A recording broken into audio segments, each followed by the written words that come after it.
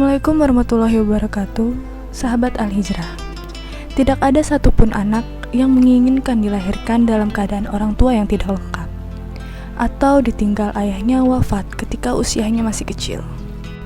Sebab itu, keberadaan anak yatim seharusnya menjadi perhatian kita semua yang diberikan keberuntungan oleh Allah Subhanahu wa Ta'ala. Orang yang memelihara anak yatim akan mendapatkan ganjaran yang luar biasa dari Allah Subhanahu wa Ta'ala.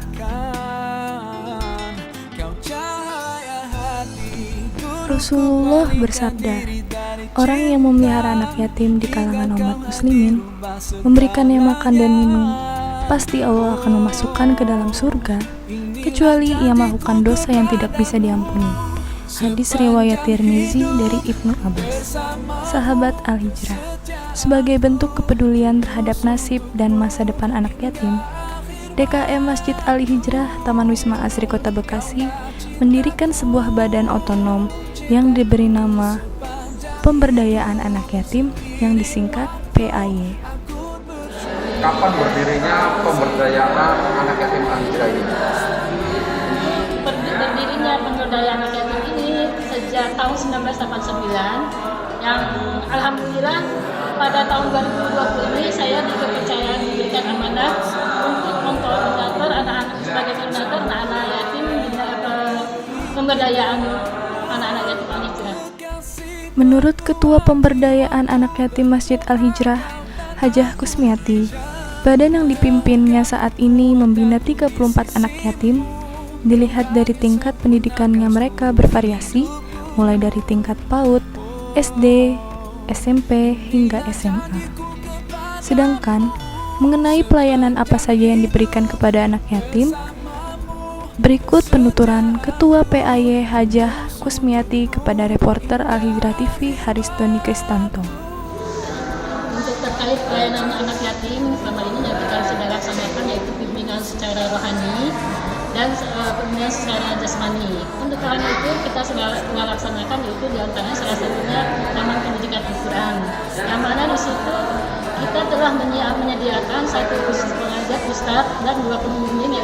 Untuk selanjutnya kita juga sudah melaksanakan mabit yang kita laksanakan untuk sementara sebulan sekali ya mabit, dan untuk selanjutnya juga kita sudah melaksanakan untuk bimbingan konseling agar kita mengetahui anak-anak ini masing-masing pribadi seperti apa sih kondisi mereka, dan juga kita ingin tahu kondisi keluarga mereka seperti apa sih gitu. Jadi kita harus berbuat apa terhadap mereka masing-masing gitu yang berbeda-beda untuk kebutuhan mereka gitu. Itu pelayanan terkait dengan rohani, Bu ya? Betul. Nah, sekarang terkait dengan jasmani tadi, Bu. Seperti apa, Bu?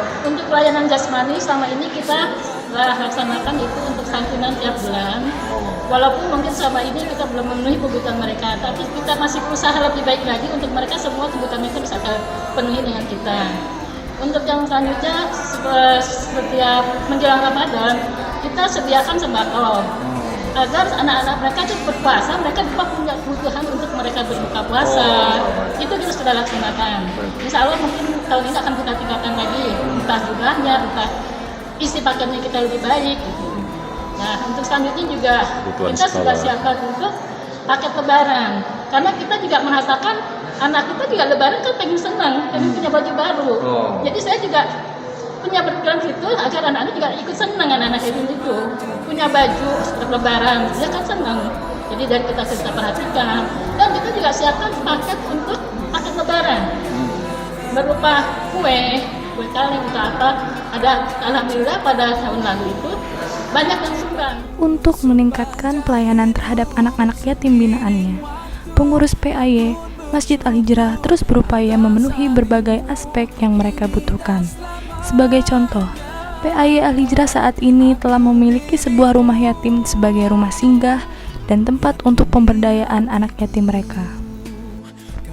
Sahabat Al-Hijrah, untuk memberdayakan anak yatim secara berkelanjutan, apalagi dalam jumlah yang tidak sedikit, tentu membutuhkan sumber daya, terutama sumber daya finansial yang tidak sedikit pula. Oleh karena itu, partisipasi dari semua pihak, khususnya dari umat Islam dimanapun berada, sangat dinantikan oleh pengurus yatim Al-Hijrah. Kami relawan pemberdayaan anak yatim Masjid Al-Hijrah mengajak dan mengundang partisipasi Bapak Ibu Saudara para muslimin dan muslimat dimanapun berada untuk berpartisipasi dalam meningkatkan pelayanan terhadap anak-anak yatim kami. Bapak Ibu dapat datang langsung ke sekretariat kami di lingkungan Masjid Al-Hijrah Taman Wisma Asri Kota Bekasi, atau bisa mengunjungi website kami yaitu www.alhijrah.twa.org. Wassalamualaikum warahmatullahi wabarakatuh. Saya senang jadi anak yatim Al-Hijrah. Banyak ibu-ibu yang ngurus saya. Sepanjang hidup bersamamu.